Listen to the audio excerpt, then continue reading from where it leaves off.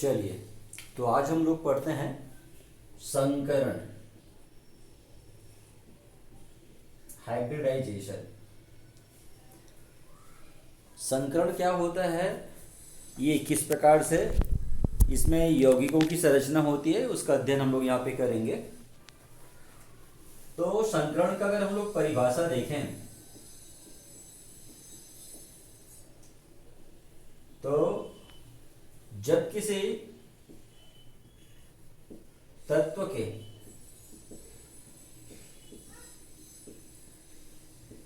संयोजी कोश के ऑर्बिटल जिनकी ऊर्जा जो है लगभग में समान होती है, लगभग में समान होगा ऊर्जा, ऐसे कक्षक अतिव्यापन करते हैं। अतिव्यापन करना मतलब होता है ऊर्जा का पुनर्वितरण करना, ऊर्जा का पुनर्वितरण करके जुड़ना अतिव्यापन कहलाता है। तो किसी तत्व के संयोजी कोश के जो ऑर्बिटल होते हैं जिनकी ऊर्जाएं लगभग में समान होती है वो अतिव्यापन करते हैं, और अतिव्यापन करके समान ऊर्जा और समान आकृति वाले, संरचना वाले उतने ही नए कक्षक का निर्माण करते हैं, नए ऑर्बिटल का निर्माण करते हैं। जितनी कक्षक यहाँ पे अतिव्यापन करते हैं उतनी ही संख्या में नए कक्षक का निर्माण होता है। तो ये जो नए कक्षक का निर्माण होता है इसको हम लोग कहते हैं संकरित कक्षक, संकरित कक्षक कहेंगे, और ये घटना कहलाएगा संकरण। तो ये संकरण का परिभाषा हुआ, जब किसी तत्व के संयोजी कोश के ऐसे ऑर्बिटल, ऐसे कक्षक जिनकी ऊर्जाएं लगभग समान होती है वो अपनी ऊर्जाओं का पुनर्वितरण करके जुड़ते हैं, अर्थात अतिव्यापन करते हैं, और अतिव्यापन करके उतनी ही संख्या में समान ऊर्जा और समान आकृति वाले जो कक्षक बनाते हैं, नए कक्षक बनाते हैं, उन नए कक्षकों को कहते हैं हम लोग संकरित कक्षक या संकर कक्षक कहते हैं। सॉरी, संकरित नहीं, संकर कक्षक कहेंगे। और ये घटना कहलाता है क्या, संकरण कहलाता है। संकर कक्षक बनाने की क्रिया कहलाएगा संकरण। संकर कक्षक क्या होता है, अतिव्यापन के द्वारा बनता है। जब परमाणु के संयोजी कोश के कक्षक जिनकी ऊर्जाएं लगभग में समान होती है वो अतिव्यापन करते हैं, तो वो अतिव्यापन करके जिस नए कक्षक का निर्माण करेंगे वो कहलाएगा संकर कक्षक, और ये घटना कहलाता है क्या, संकरण। तो ये संकरण जो है इसमें साफ साफ समझ में आ रहा है आपको, इसमें कक्षक भाग लेंगे, ऑर्बिटल भाग लेंगे, इसमें इलेक्ट्रॉन भाग नहीं लेते हैं। ठीक है, इसमें कक्षक भाग लेंगे, इसमें इलेक्ट्रॉन भाग नहीं लेते। ये कक्षक जो है, ऑर्बिटल जो है वो कैसे भी हो सकता है, वो अर्धपूरित हो सकता है, आंशिक रूप से भरा हुआ हो सकता है, पूर्ण रूप से भरा हुआ हो सकता है, या फिर रिक्त भी हो सकता है। रिक्त कक्षक भी संकरण में भाग लेते हैं। कक्षक चारों में से कैसे भी प्रकार का हो सकता है, अर्धपूरित हो सकता है, पूर्ण रूप से भरा हुआ हो सकता है, वो आंशिक रूप से भरा हुआ हो सकता है, या फिर रिक्त कक्षक भी हो सकता है। लेकिन संकरण की घटना में यही कक्षक ही भाग लेंगे, इलेक्ट्रॉन भाग नहीं लेते हैं। दूसरी बात है इसमें कि जितनी संख्या में ऑर्बिटल भाग लेते हैं जिनको हम लोग बोलते हैं संकरित कक्षक, संकरण में भाग लेने वाले कक्षक कहलाते हैं संकरित कक्षक। और नए कक्षक को बताया मैं आपको संकर कक्षक, इनकी संख्या बिल्कुल समान होती है। अगर संकरित कक्षकों की संख्या 3 है तो संकर कक्षकों की संख्या भी 3 हो गई। अगर संकरित कक्षक 2 होंगे तो संकर कक्षक भी 2 ही होंगे। ये दोनों की संख्या, जितनी संख्या में अतिव्यापन में भाग लेंगे उतनी ही संख्या में नए कक्षक बनेंगे। जो संकरित कक्षक होते हैं उनकी ऊर्जा लगभग समान होती है, लेकिन जो संकर कक्षक होते हैं उनकी ऊर्जा और आकृति दोनों समान होती है। ऊर्जा भी समान होती है और आकृति भी समान होती है। ये जो नए कक्षक बनते हैं, ये नए कक्षक जितने भी बनेंगे, जो संकर कक्षक बनते हैं, ये एक दूसरे को प्रतिकर्षित करते हैं। एक दूसरे को प्रतिकर्षित करने के कारण ये एक दूसरे से अधिकतम दूरी पर होते हैं, कभी भी पास पास नहीं रहते हैं। संकर कक्षक कभी भी पास पास नहीं होते, क्योंकि संकर कक्षकों के बीच में प्रतिकर्षण का गुण पाया जाता है। प्रतिकर्षण होने के कारण में ये एक दूसरे से अत्यंत दूरी पर, अधिकतम दूरी पर पाए जाते हैं। तो किस प्रकार से संकरण यहाँ पे संकरण होता है, और ये संकरण का उपयोग क्या के लिए करते हैं? तो हम लोग संकरण का जो उपयोग है वो विभिन्न अणुओं की, यौगिकों की संरचना को जानने के लिए करते हैं। कोई अणु की संरचना कैसे होगी, कोई यौगिक है तो उसकी संरचना कैसे पाई जाएगी, उसको जानने के लिए हम लोग संकरण का उपयोग करते हैं।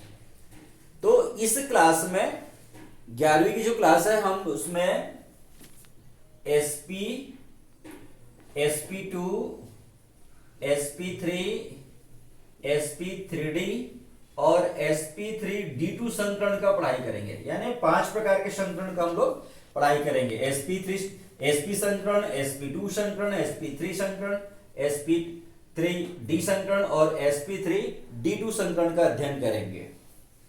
तो सबसे पहले चलते हैं sp संकरण। sp संकरण, sp संकरण क्या होगा? जब किसी तत्व का एक s ऑर्बिटल और एक p ऑर्बिटल अति व्यापन के द्वारा जुड़ेंगे, और जुड़ करके चूंकि इसमें एक और एक दो कक्षक भाग ले रहे हैं, इसलिए दो नए कक्षक बनेंगे। अभी बताया था संकरित कक्षकों की संख्या संकर कक्षक की संख्या के बराबर होगी। अगर दो भाग ले रहे हैं तो दो नया बनेगा। s का एक ऑर्बिटल और p का एक ऑर्बिटल भाग ले रहा है, इसलिए sp। तो जब किसी तत्व का एक s ऑर्बिटल और एक p ऑर्बिटल अति व्यापन के द्वारा 2sp संकर ऑर्बिटल का निर्माण करते हैं, तो ये घटना कहलाता है sp संकरण कहलाता है। तो चूंकि ये दोनों sp संकर जो ऑर्बिटल होंगे वो एक दूसरे से अधिकतम दूरी पर होते हैं, इसलिए इसमें अणु की जो संरचना होती है, अणु की संरचना जो है वो रैखिक होता है, रैखिक होता है, और बंध कोण का मान 180 अंश होता है। इस बात को समझाने के लिए मैं एक एग्जांपल ले रहा हूं, BeCl2 बेरिलियम क्लोराइड की संरचना मैं बता रहा हूं आपको। तो यहां पर बेरिलियम जो आपको दिख रहा है, बेरिलियम जो होता है उसका परमाणु क्रमांक होता है 4। इसके हिसाब से इसका विन्यास करेंगे तो 1s2 2s2, 2 और 2 4 हो गया। अभी 2p खाली है, तो ये जो संयोजी कोष है 2 नंबर वाला है, इसका संयोजी कोष का जो हम लोग उसमें इलेक्ट्रॉन भरते हैं वो कहलाता है सामान्य अवस्था। तो सामान्य अवस्था में जैसा दिख रहा है वैसा इलेक्ट्रॉनों को भरेंगे। 2s में 2 इलेक्ट्रॉन डालेंगे और 2p को खाली छोड़ देंगे। ये 2s में 2 इलेक्ट्रॉन है, 2p खाली है। दूसरी अवस्था होता है उत्तेजित अवस्था।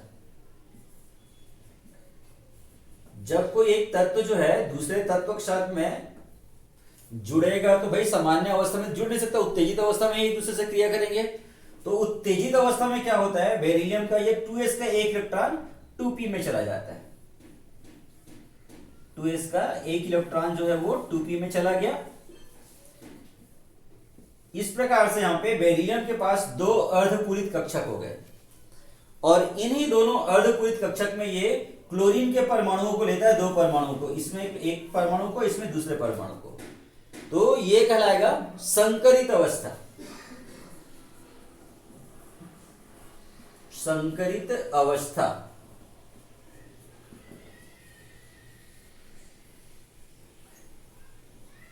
ये देख लीजिए, ऐसा पहले था, ये बाहर से क्लोरीन का परमाणु आया। तो इस प्रकार से इस क्रिया में s का एक ऑर्बिटल भाग लिया और p के 3 ऑर्बिटल में से केवल एक ही ऑर्बिटल भाग ले रहा है, इसलिए इसका नाम पड़ गया sp संकरण, और ये बन गया BeCl2। तो इसकी संरचना जो है वो रैखिक संरचना जो होता है उसको बनाने के लिए कैसे होता है, देखिए रैखिक संरचना इसका जो है वो s ऑर्बिटल और p ऑर्बिटल। ये बेरिलियम है, इसके साथ में ये क्लोरीन जुड़ा, ठीक है। ये s ऑर्बिटल गोलाकार होता है, p ऑर्बिटल डंबलाकार होता है। तो इस प्रकार से BeCl2 हो गया, इससे ये सिग्मा बंध का निर्माण होता है। और ये आप इसको ऐसा ना करना चाहें तो आप इसको ऐसे भी कर सकते हैं, ये ClCl, ये सिग्मा बंध है और ये बंध कोण का जो मान है ये 180 अंश है। इस संरचना का नाम है रैखिक संरचना, सरल रेखा में। इसी प्रकार से sp2, sp3 ये सब D सभी संकरण को हमको करने हैं।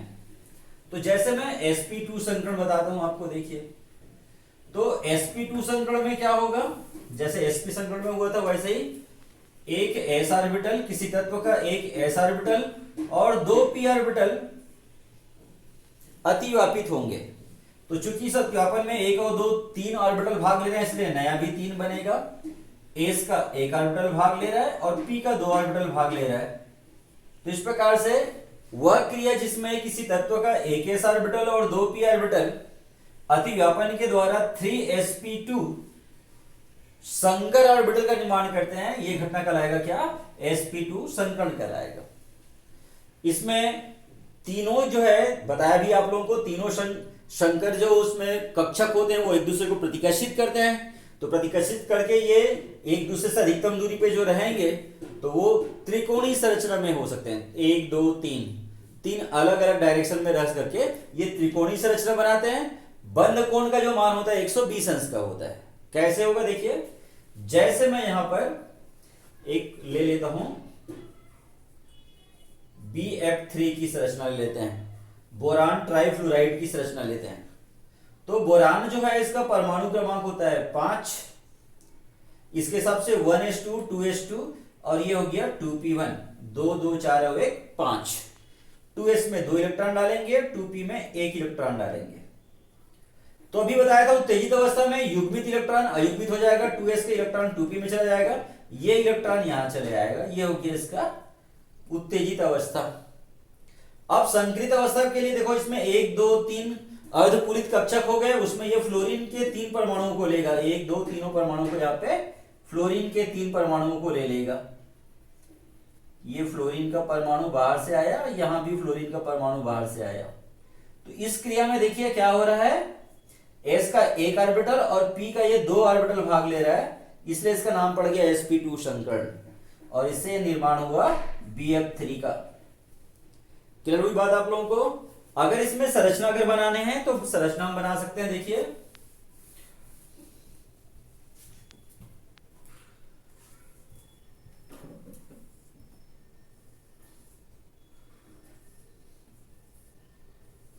ये फ्लोरीन रहेगा, ये बोरान हुआ, ये सिग्मा बंध का निर्माण हो गया। आप चाहो तो इसमें पूरा डबलाकार डाल सकते हो, इसको इधर भी डबलाकार इधर भी डबलाकार के पूरा बना सकते हैं, या आप इसको BF3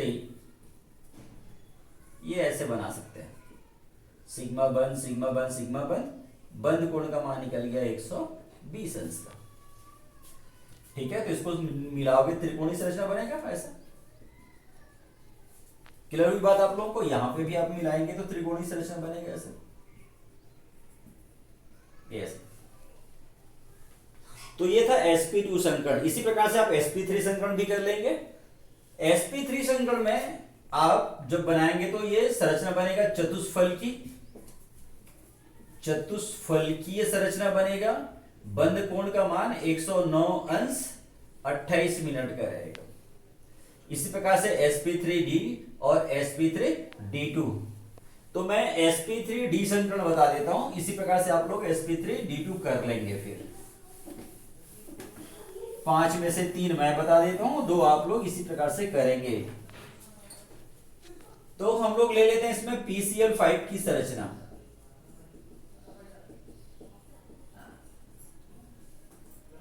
तो फास्फोरस का परमाणु क्रमांक है 15। इसके हिसाब से विन्यास करें तो 1s2 2s2 2p6 3s2 और 3p3, 2 2 4 6 10, 10 और 5 15। अभी 3d ऑर्बिटल इसका खाली है, तो इसका संयोजी कोष में तीसरे नंबर का ऑर्बिटल आया। तो सामान्य अवस्था अगर लेते हैं,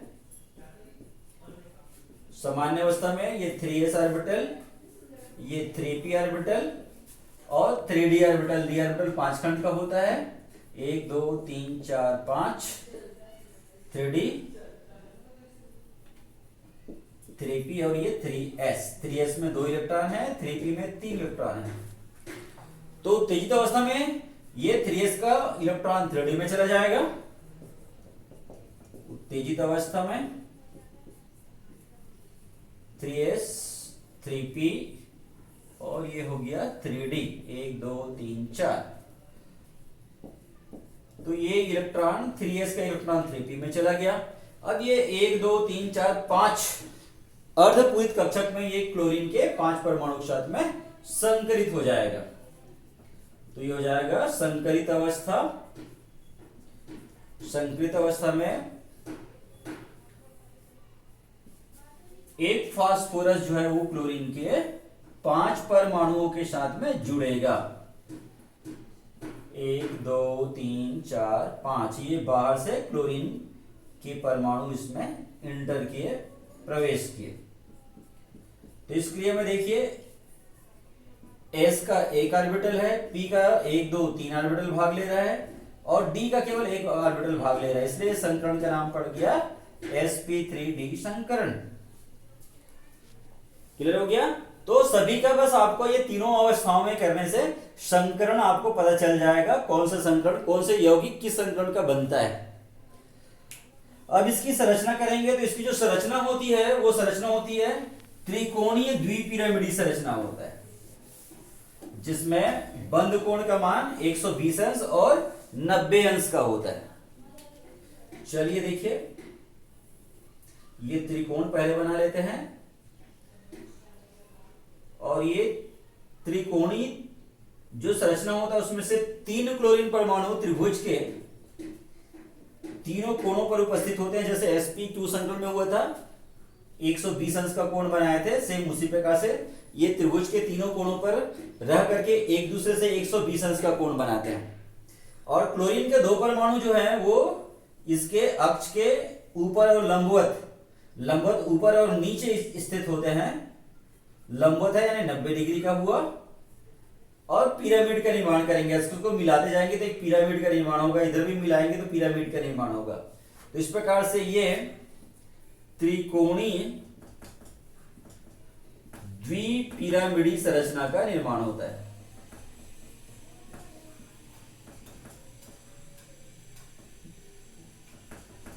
ये ऐसे इसी प्रकार से आप sp3d2 का कर लेंगे। इसकी जो संरचना होता है वो अष्टफलकीय होता है, अष्टफलकीय संरचना होता है। बंद कोण का मान जो होता है वो सब के सब 90 अंश का रहता है। तो इस प्रकार से आज हमने संकरण देखा, sp संकरण, sp2, sp3 संकरण, फिर sp3d और sp3d2 संकरण। ये 5 हमारे पास में संकरण है। इन पांचों संकरण के हिसाब से हमने देखा संकरण क्या होता है और संकरण के आधार पर यौगिकों की संरचना कैसे निकाली जाती है, वो मैंने आज आपको सिखाया। तो आगे की क्लास में हम फिर संकरण से संबंधित और भी अभी बातें बाकी है, उन बातों का अध्ययन करेंगे। Thank you.